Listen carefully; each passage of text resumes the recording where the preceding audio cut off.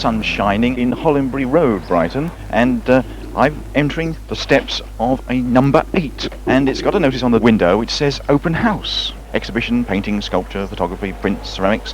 I don't know anything about it, so I'm going to knock on the door and see what happens. That's a joke, isn't it? Should have always tried knocking on doors before you get there. Ah, now I think this is Ned Hoskins, isn't it? Yes, I believe so. Right, open house then. Here we come. You come in. Yeah, thank you. Right, I'm in a hallway of it. It's a private house, and already I've got pictures for the side of me. But I've really got to ask the idiot questions. Ned, what's all this about? Well, this is my house, and I share it with Stella, and we're both artists. Stella's designer, and I'm a painter and drawings. And well, we thought for the Brighton Festival, I opened my studio up as kind of, a bit of a giggle for the festival and show my own work. And I thought, well, I've got a rather large house, so I thought it's going to be a bit tight just to use it all. And I thought, in a kind of way, as a painter, it's not very interesting just to see just my own studio, me working in there. And I thought I'd invite a few craft artists, friends of mine, along, and it sort of snowballed to the point I've invited 10 other artists with myself, so it makes 11 of us all together. And we've managed to show 168 pieces of work, which is quite a collection, actually.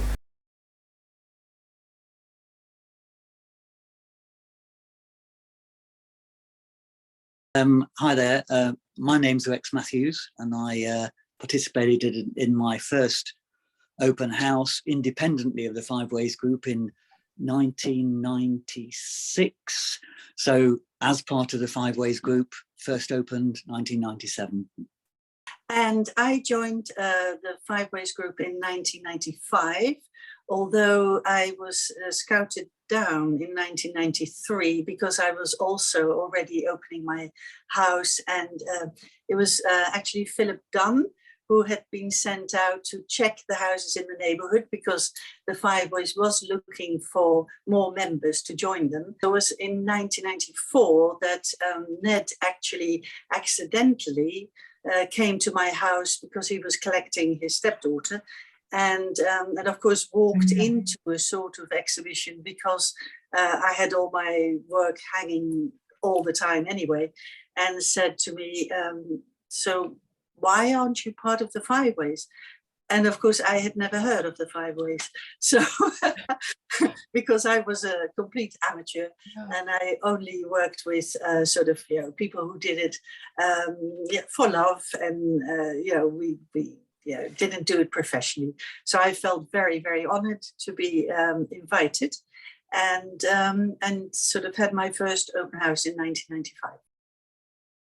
I kind of, it must have been a couple of years then after Annalise joined the group.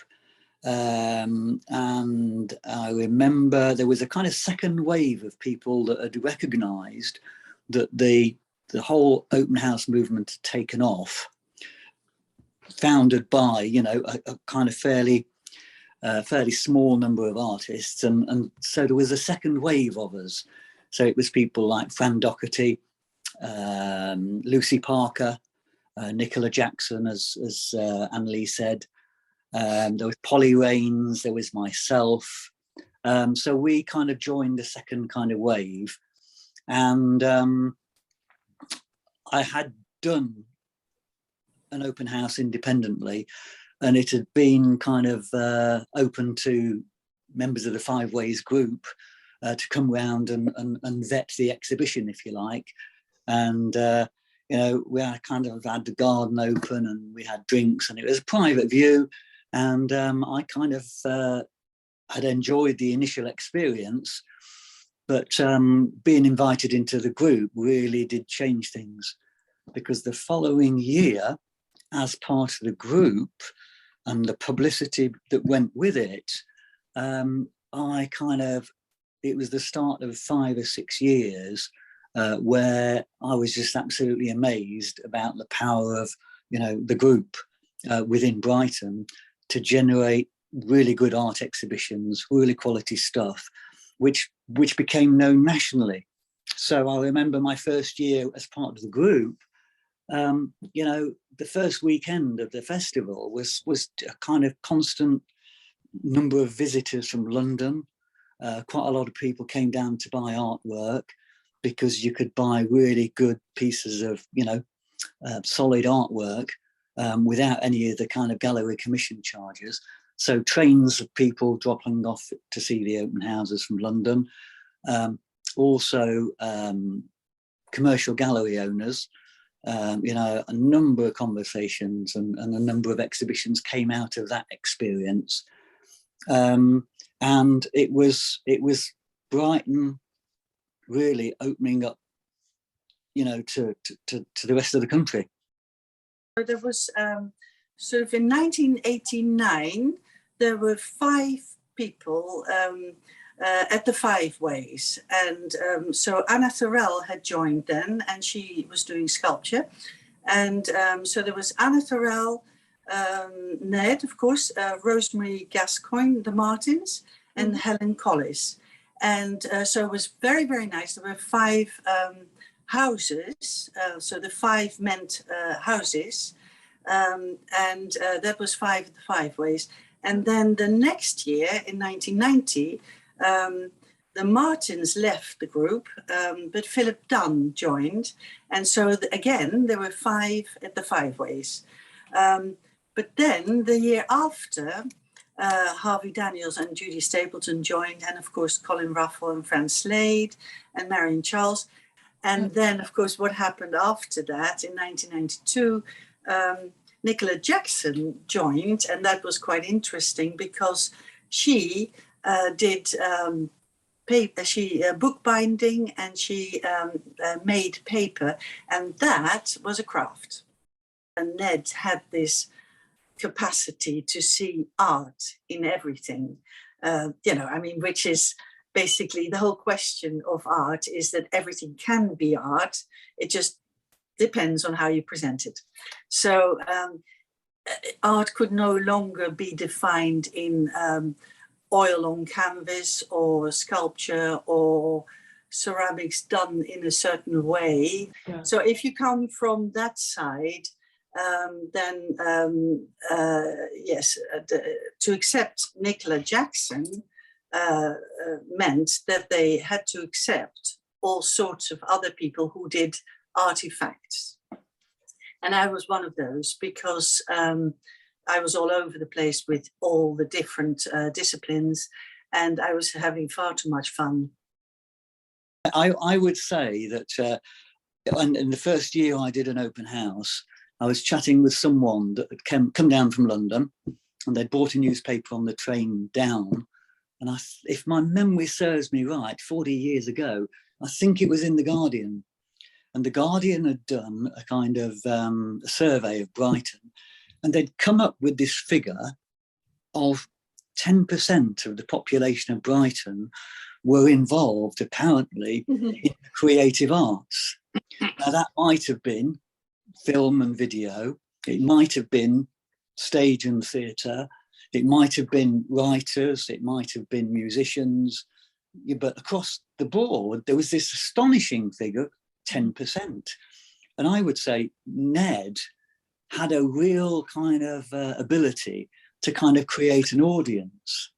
And when you've got that number of creative people in one town, I think it was hardly surprising that everyone thought, oh, things are moving on, and you know, we can actually make a living through doing what we do, and you know, we can do it almost on a national level. So I think Ned had a good deal to do with that. We had over 4,000 people coming during the 4 weekends. And in a way, for me, that was the turning point, because the charm of the early open houses was this, the fact that strangers were coming in. So instead of having your family, your friends coming to see what the group had been doing sort of over a year, suddenly strangers were coming in, and they were coming into a home. And so you, of course, were exposed as the artist. You had your work there, but not in a gallery. You had it in your own home. I just had such a fantastic time personally, which kind of impacted on my teaching career as well. It became a fantastic opportunity to kind of meet up with parents who perhaps you'd often just meet at parents' evening, but because you were teaching their son or daughter, because their son or daughter was going on to art college or something like that, they'd come round and see your house. And it was just a kind of fantastic opportunity to engage with parents and students. At the time, Annalise was living over the road. And, you know, we used to get kind of this kind of lovely train of people wandering from side to side of the road. And I know Annalise opened up both floors of her house. I opened up the ground floor. And, you know, just the volume. One time, Annalise, can you remember? There were 5 of us, I think, in the road. There was a ceramicist, there was yourself, there was myself, there was an illustrator at the bottom of the road. And there was just, we were in what was called the Golden Triangle for open houses. I had people exhibiting with me who either had worked for me or who I'd come across and who had come to an open house and had sort of expressed a desire to do something, and we'd done workshops, and if they were really keen or made things that went well with what I was exhibiting, then I gave them a chance, and or I looked for people whose work I thought was sort of, adding to the story. So my houses were more about a story or a concept often. Oh, I always felt that when you leave college, you have to adapt your working practice. And it was a great pleasure for me to have people coming in that were recent graduates, because if they knew they were exhibiting at an open house, my open house, in a year's time or 2 years' time after graduating, it gave them something to look towards in terms of organising the exhibition and creating the body of work. But in doing that, it also gave them chance to examine the working practice and to adapt to being out of college, and recognising that you can't necessarily just carry on from where you left off when you graduated. You know, it's about adapting, and it's about changing, and it's about recognising what works and what doesn't. It's about not having a studio anymore, but it's about working in your back room and how you can make that a successful venture.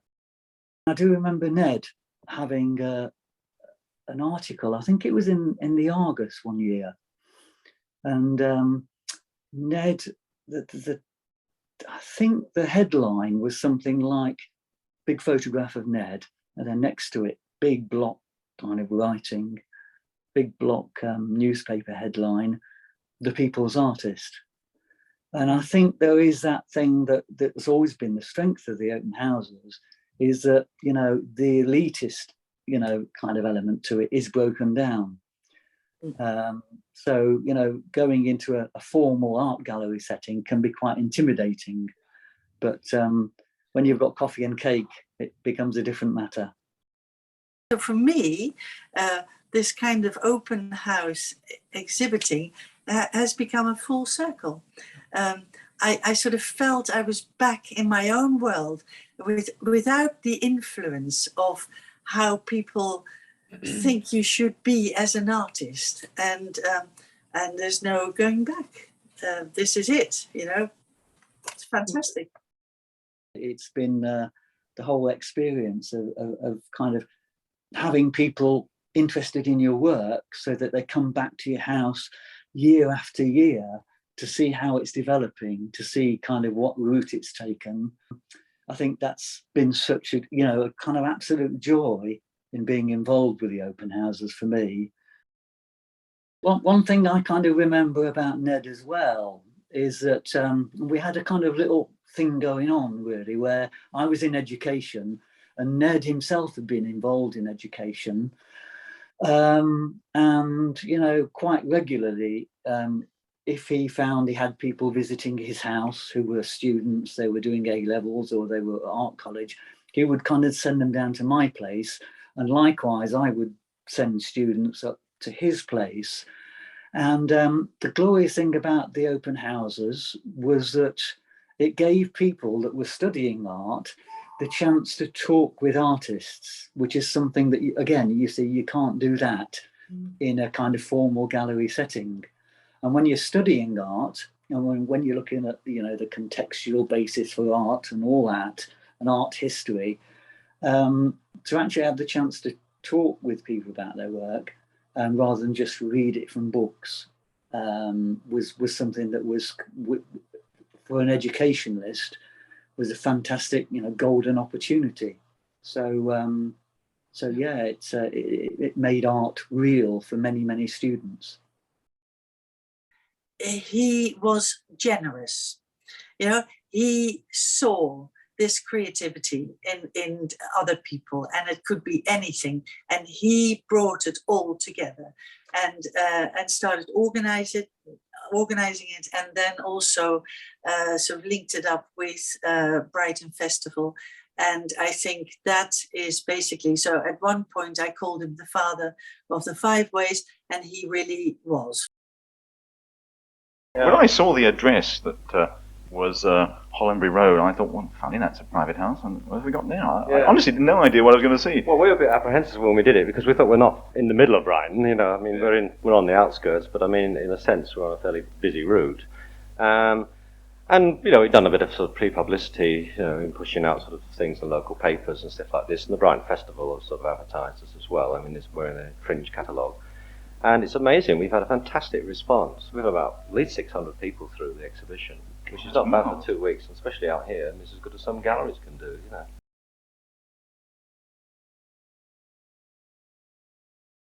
Hello everybody, I'm Colin Ruffle. When did I start? The open house. A long time ago, 1990. we started open house. Well, that's not quite true, because we actually started doing in-house exhibitions several years before that. Independently. Yes. Anyway, I'm Colin Ruffle. Do you want to introduce ourselves? Yeah. I'm Fran Slade. We're married. Other half. My name's Shyama Ruffle. I'm the daughter of Colin and Fran, and they invited me to be in there as a guest in their open house. And for the life of me, I can't quite remember exactly the year. So it's about 28 years ago. We were having a Christmas show in our house, as we had been doing for several years. We borrowed a studio from someone before, but we weren't doing it in our house that particular year. And Gavin Henderson, the director of the festival, was dropping off one of his children to friends of ours across the road who were musicians, teaching music and stuff. And they said, why don't you pop over and see Colin and Fran? They've got an exhibition. And he did. And he said, do you know Ned Hoskins? And we said, yeah, we sort of do. He said, why don't you go and talk to him about what he's doing? And that's really how it started, because Ned was trying to get the Five Ways, well, he had got the Five Ways artist group going, but at that time, about 5 people belonged, and we were about 7th. I think we were 7th, yeah. Yeah. That's how we started with Five Ways. There was always open studios. The old open studio existed before, and I think even part of the festival for a year or two before open house, before Ned joined. But he didn't have a studio, same as we didn't have a studio as part of the studio complexes in town to open. So open house seemed like, Ned already did it, opened his house. But we already opened our house, but our house was open to friends, neighbours, family, and our mailing list of previous buyers and collectors. So it wasn't an open house so much, but an in-house exhibition. So when Gavin came across the road and looked at our show, he said, you could be part of the festival. We thought in the beginning, oh, well, he's just trying to push the festival thing, which was quite good. There was an exhibition in the festival, you know, every other year, I think it was, down at the Corn Exchange. A lot of people were quite scared of that. But we'd been used to having people come through anyway. And we'd also done a few art fairs, although they weren't called art fairs in those days, they were trade. And we had to sort of worm our way in and say, no, look, we are selling work, you know, and we had some experience quite a lot of experience actually. It was a public coming and talking to us about work, our art and art in general. And it was very interesting. It's very interesting to meet people who started off by going, oh, I don't know about that. I know my kid could do that. As a child, I grew up with private views, all sorts of different exhibitions in all sorts of different places. It's from very young, and but when it came to them actually exhibiting in their own house, I had left home by then, so I was a guest coming in. So in fact, it was a really nice way to spend more time with my family, with my mum and dad, and for us to. It was the first sort of step in us working together as three artists, other than me drawing, you know, as a kid, and being surrounded by their friends that are artists and being brought up in a creative sort of community. I think it was that year I got the space downstairs in their house. We had previously shown all together upstairs, and we opened up the studio downstairs. And so yeah, there was my work, my son's work. He was 5.5. Mum and Dad's work. And I remember giving Dad all these drawings that Remus had done, and he beautifully framed each one with a different colour frame.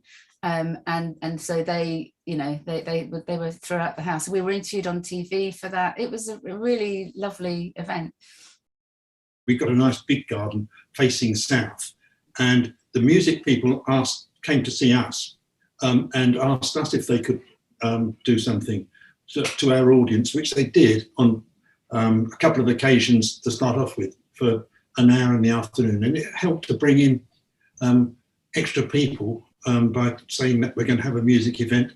And they came up in sometimes with 7 or 8 people in the garden singing away. It was really quite an interesting thing to do. I mean, we did have the facility to do it.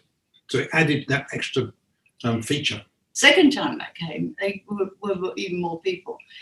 But another year they came to sing, but they weren't going to sing. They brought instruments, musical instruments with them, and you know, the usual classical stuff. And we're going to set up in the garden. And just before that, it poured with rain, absolutely poured, and we were packed. And so we had to. You know, they didn't get in the garden where they were in the living room where the main exhibition is. And it was so crowded, I couldn't get into the house because people going out there saying, go in, go in. There's a certain amount of sort of theatre about it sometimes. Yeah. Especially, you know, you're dressing your home for visitors to come in and see, and it might be, you know, you're worried about the scuffs on the skirting board and all sorts of things like that. And actually, really? Something like it pouring with rain and then musicians being there, it creates it's an event, isn't it? It creates an atmosphere. It's something, it adds texture to it. It's really a great thing to have people turn up and look at your work, but getting them to understand that we welcome them in our house and they can see the art in a house situation next to furniture and the right sort of size and things like that are really useful things. And actually getting people who come into a situation like that and getting feedback from them, direct feedback about how it all works, is very, very valuable to the artist as well, because the artist is there watching them, talking to them as they respond to it. And you can see their families or 2 people talking to each other, and you can pick up on what's worked in that particular piece of art and what hasn't worked. And of course, that helps you as an artist progress and do other things in the future. It's one of those things you sort of see artwork through their eyes by standing next to someone. I don't know, something seems to happen and they'll notice something and it just a colour will spark up a whole conversation. It's really interesting. And you find yourself talking about the process. Some people want to know about your inspiration, and in my case, my studio's in my garden, and so that's really easy. You can see, you know, I say we'll look through the window and I can point to things that have actually appear, you know, in my paintings, or just as shapes or textures or colors or whatever. And so that, yeah, it's that direct conversation is vital. Yeah. And they're engaging, they feel like they're part of the process, which they are. And as my dad's saying, it's just more visceral. You get this sort of connection, and you get feedback. They buy a piece of work, you know, from you directly, they feel that they've been involved in the process somehow, because you've had the time to talk to them about it and tell them how you're feeling, or they can tell you how the painting or the print, whatever it is, that makes you feel. And that's yeah, it's just more of a connection that is just direct, and you can't beat that. Very lucky in the Five Ways group that we had some good writers who were spouses of some of the exhibitors. Or good friends of the exhibitors, university people, because Brighton University is just down the road, and Sussex University just down the road. So we had good contacts who could do a good book, and some people wanted to provide that sort of expertise, extra expertise. And so we grabbed the chance when the lottery said that there was funding for fine arts. And we were lucky, we did have two very good writers. Jerry Holloway, Ned's partner, later wife, was very instrumental in writing that book. She was very much part of the group, not as an artist, but as a writer, a different kind of artist. And it was her input and her efforts, along with Frank Jackson, who was, I think he was at Brighton University then, wasn't he? Yeah, I don't know what he taught. Was he in the arts or something? Yes, he was. I have no idea. But he was a husband of another exhibitor, so he knew a bit about it, because his house would have been opened by his wife, Nicola.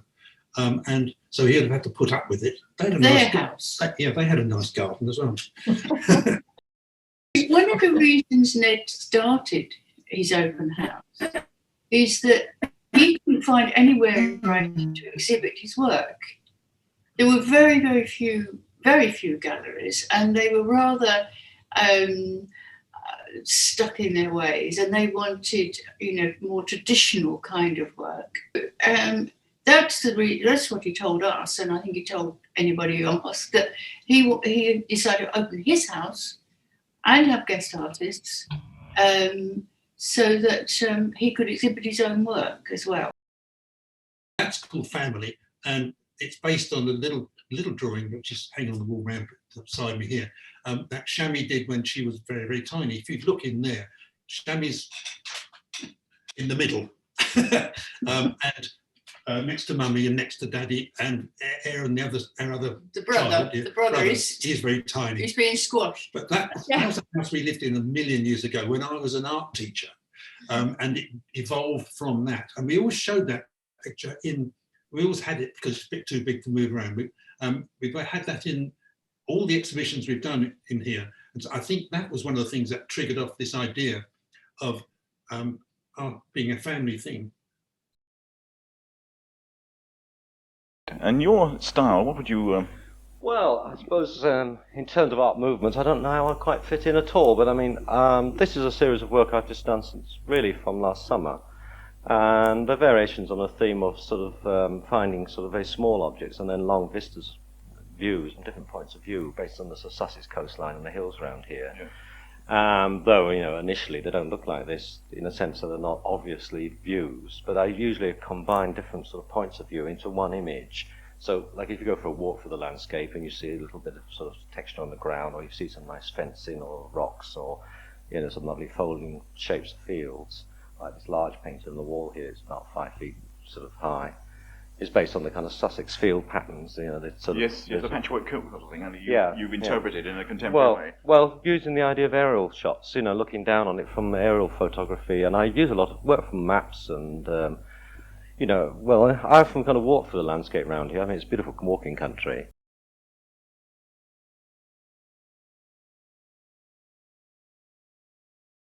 My name's Judy Stapleton, and we opened, we meaning my late husband Harvey Daniels and myself, opened the house from, I think, 1991, and then we were active within that group until we finally moved a lot and spent more time in France, and then we settled for a flat in the middle of town. Hi, I'm Adrian Turner. I'm a photographer. I first opened, Judy tells me, about 95 or 96. There was a time when, before the Five Ways open houses happened, and the concept was rather different. It wasn't a question of shared studio space. It was actually as a vehicle of promoting the work you made, wherever you made it. Ned's girlfriend, Stella, whose idea it was to bring in guest artists into artists' houses, specifically Ned's, as a starter. And so that was probably in the 80s. It was her vision, I think, basically. And also she managed to give the ideas to Ned, and he sold them to other people. And I think she was very important in the beginning, and obviously she took a different role later on, but she was very generous because desktop publishing came in the early days, and she actually offered to teach anybody who was a participant in the Five Ways Artist Group how to use a computer and not be scared of it. It was actually taken by the Evening Argus, so I don't know how they've dated it, so that was quite interesting. But it showed how modest the whole thing was. I mean, you know, there's some ephemera on a table, and it was just a walk. We used to go to Ned's house in Hollingdean Road, but it was a bit chaotic. And well, Di joined me up really, because I was an advertising photographer, and it gave me all the space and the equipment and everything, but it was pretty unfulfilling. And I was kind of doing some of my own work and stuff, and then Di, knowing that I only worked for deadlines, went up to see Ned, and he said, yeah, great, be interesting to have a photographer, which was quite, you know, it was very open of him, very nice of him, because people were a bit snobby about photography. I remember the beginning of us seeking sponsors, and I thought everybody was very brave to go to the local butcher and say, excuse me, can we have £100 towards our catalogue and so on, or map the route or whatever it was. But people did, and the sponsors got invited to the private views, and it was incredibly convivial. And so it was a good buy, 100 quid, and you got invited to a load of parties, or even less money. But I think that was one of the nice things when it was really quite small, because it started out as a half-day walk, which mostly ended up in the pub.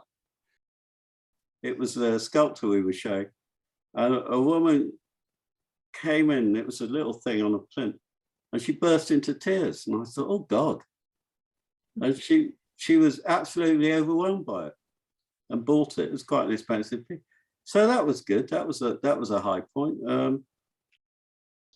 I mean, I remember one day when we opened our house in Southdown Avenue, a very nice couple in the house just after opening time, because it would build up during the day, with an 8-year-old boy, and him saying, and the husband saying really quietly, oh, excuse me, but do you know you've got a mouse in the studio? And I think, yeah, so we did have a mouse in the studio because the cat brought it in at 7 o'clock, but I wasn't going to spend my morning on my hands and knees trying to shoo a mouse out into the garden. But it was that sort of intimate, and people had conversations which were really quite, you know, they could last quite a long time. Harvey was incredibly good at talking to the public about work, and specifically because of the printmaking thing as well. It was a question of making the work accessible, being able to talk and spend time with those people who were interested, and so it's more like an educational service as far as we were concerned than a commercial process. I mean, people know very little about printmaking, for example. There's a magic between what artists do and how it ends up on paper printed. And also they wouldn't know, for example, the difference between a commercial edition or a reproduction. What Judy said about it being an educational thing was, it's very true, because you're in your own house, people will speak to you as a person, not as a sort of person in a gallery, if you see what I mean. And so they're interested. And I always like to think that people went away having learned a bit more, or with a slightly different attitude to stuff. One of the great things about the whole movement, good, bad and indifferent, is that that it was there for everybody. Yeah. And if an 8-year-old child wanted to ask you something about a picture they saw, absolutely. that was fine. But I mean, it was like that there was a sort of element of guessing as well as explanation. I mean, many of the artists involved at the beginning had some teaching experience and were quite into that. Everybody knows who's done it. It's actually quite a bit of hard work to get your house, well, in our case, looking vaguely presentable, and you know, hanging the stuff and so on. So it's when the first people come through the door, that's quite a buzz, really, quite a thing. It just gave me an enormous amount of confidence in what I was being vague about doing, because I was so busy with my commercial work, but it gave me a right kick up the bum, to be honest. And I was, and I'm still sort of working now, but you know, I don't have to do any commercial work anymore. So for us, this was a time when we did in fact manage our own commercial business, whereas mostly it was galleries and the preciousness of that against the unpreciousness of Five Ways Artist Group, which is very distinct. You know, people go away having seen something that they wouldn't normally, or they, you know, haven't seen before or something. It reflects in, I think, in my visitors book, you know, people are saying, oh, wow, you know, this is interesting. It's a whole new, having somebody actually talk to you about your work or wanting it, or in quite a lot of cases copying it, we found, but stuff like that. But yeah, it did. I went on from there to quite a big project that took up a lot of my time, and I've exhibited that a few times, and now it's scattered around the house. But I love what you just said about people copying it. I find it quite flattering, you know, that people would want to copy your work. I used to get annoyed about it, but you know, if you could set someone off in that direction, then I think you've done something in a way. Well, I wanted to go upstairs, but I really haven't got time. There's so much in this house to see. 3 floors, basement, 2 up. Yeah. So many other things. There's some lovely embroidery further up, which is absolutely magnificent in detail. Let me just say this then. Ned Hoskins and Stella Harris have got this house there. It's open all day today until 6 o'clock. Till 6 o'clock. It's called Open House. It's part of the festival. If you have got a moment, 8 Hollandbury Road. It honestly is really worth visiting. Thank you, Ned, very much for your time. Thank you.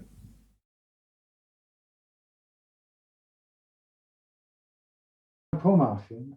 Hello, I'm Viv Martin. It started really because you knew Helen. Yeah, I knew Helen Logan then. Yeah. College started. And Helen knew Ned. And we all knew that each of us had opened our houses because we advertised locally and we were near enough. But we all put little ads in things like the public library. That's where you could leave things then.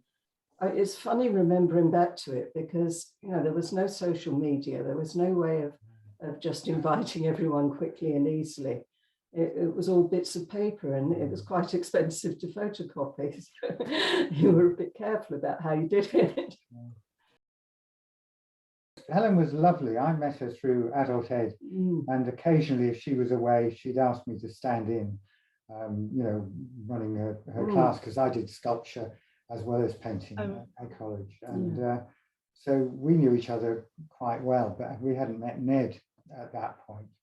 And it was Helen who sort of said, why, you know, if we're all going to do it again, shouldn't we just do it at the same time, do maybe a joint leaflet and just send people to each other's houses, because we weren't far away from each other. We were all up behind Preston Park. And that's when we realised that we really had to have a map. Yeah. And it would show people that they could actually walk from one to another. And that's how it worked to start with. We all sent each other our, you know, our students and our neighbours and anyone else who was interested in what we were doing. I think what the original group considered, that as long as it was good art and craft and genuine, then the style and things like that weren't an issue. We just wanted quality and a bit of exploration and difference. We'd shown at the time that the festival was on, I think we'd all thought it was rather a good time because there were lots of people about, and usually the weather was okay for walking around, and people were sort of ready because of the festival in a way. But we were very wary about joining up with it because it was very music focused. Because it was just the original three. But we were visited by the people, well, by Gavin Henderson. And there were three of them, but I can't remember all three. I think the art historian was there, Norbert Linton. But he had some connection with Stella, who'd done the publicity, who lived next door to Ned. He was Ned's friend. And so he came out. I mean, we knew him because at the time, and we knew of him because his work was, as an art historian, was quite well known then. Anyway, I was rather chuffed because Gavin Henderson bought my etching of the piers. I think that's one of the reasons we opened our house beforehand, because we were teaching art, and that the students always wanted to see what you were doing. We'd always invited, we'd had a party, hadn't we, really? Yes. Always just sort of invited people to come because it hardly seemed fair to be criticising them regularly and commenting on their work without being ready to share your own. But we'd also, before then, I think all of us had a week or two in the public library because they had quite a nice exhibition space then. And so we'd seen each other's work in different places. And to have the opportunity with people whose work you'd got that was immediately in front of you, it was just great. And such a wide range. I mean, you know, there were sculptors and stained glass makers and woodworkers and painters of all different varieties, and almost anything else was coming. And so it was great when you went to meet and talk. It was quite hard to survive that number of parties over 3 weeks. That was the trouble. As the group got bigger, you often had 20 parties. You often had 2 parties or 3 a night. From early on, you had to start quite early, as you still do, of course, to work out how you were going to advertise. But we had to do it as a small group and, you know, a growing group, about what sort of brochure could we afford and who could do it, who could do what. Because, I mean, that's the other thing you forget, that word processing was only just becoming a normal thing. That was often people then who were saying, well, you know, how do you start doing this sort of thing? How do you join any of these groups? But they were springing up in other areas. So, you know, Five Ways had got a very distinct sort of well understood shape by then. But I think as other areas started to develop, it became quite easy for people to join other groups. What we did from quite early on was say, when someone wants to join us, we'll visit them. So all the existing members we'll go and visit their show, but they have to show independently first. So we'll all go and visit them. We'll see what we think, and if we agree, we'll have them in. Yeah. If we don't think that they're working to a standard that would be right for the public that we've managed to attract, really, it has to keep your visitors sort of ready to circulate. And so you can say to your visitors, have you been to so-and-so or so-and-so? I think you'd like them. Yeah. We have a lot of books about artists, you know, as you do. You go to exhibitions and you buy the catalogue or something. And when they saw books about art, and actually we said to them, oh, have a look at that one, if they commented on something, you know, that started to open a way of finding out and learning more if they wanted to. We talked about a lot of the best things are the sorts of responses people had. You know, there was one man I was completely ignoring because he looked as though he wanted to be ignored. And he'd sat himself down in an armchair looking at one painting that was sat in an alcove. He sat there for ages. And at one point I actually did say to him, are you okay? He said, yes, I'm okay. And then he got up and shuffled around a bit. And then he came up to me and said, I want to buy that painting. And he said he just sat there and connected with it. And he just said, I want to live with it. Sometimes the same child coming back several times and saying, I think I like that one after all. I didn't think I liked it. And I don't mind people not liking things at all, but it's something about them developing some ways of thinking about it. It's hugely influenced, I think, both of us. But, you know, speaking for myself, it's meant that I can show my work when I want to and be confident that I'm showing it how I want to. But most of all, it means I'm not just making it quietly in my studio and on my own without anyone seeing it, but I'm showing it, sharing it with, publishing it to a wider world. And I don't know what will happen from that. So every time is an adventure because you don't know what's going to happen that day when people walk in, you know, and it's just really interesting. So many opportunities can come from it.